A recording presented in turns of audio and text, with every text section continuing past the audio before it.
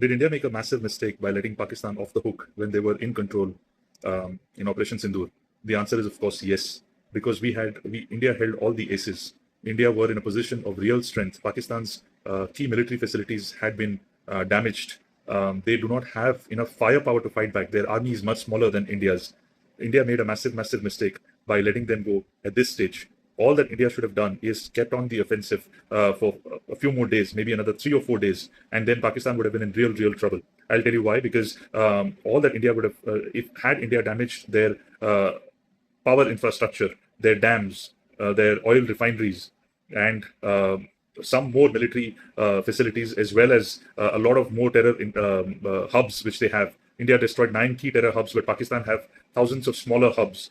If India could have targeted a lot of those without attacking civilians, India would have inflicted significant damage, which would have meant that Pakistan would have had to wait for another 10 to 15 years to recover. And that's where a lot of defense experts are not calling out India's follies. Of course, India is going to keep up the offensive by keeping the Indus Water Treaty in abeyance, and India is going to mount a lot of diplomatic pressure. But then this has given a new lease of life to Pakistan. In cricketing parlance, India needed about 50 runs to win in the fourth innings of a test match with 10 wickets in hand.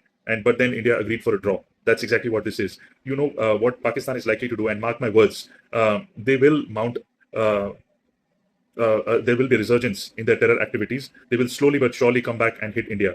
In about 15 to 18 months, you definitely can expect some sort of an attack from Pakistan, if not earlier. And they may not necessarily do it in Kashmir, because India has warned that any act of terror would be treated as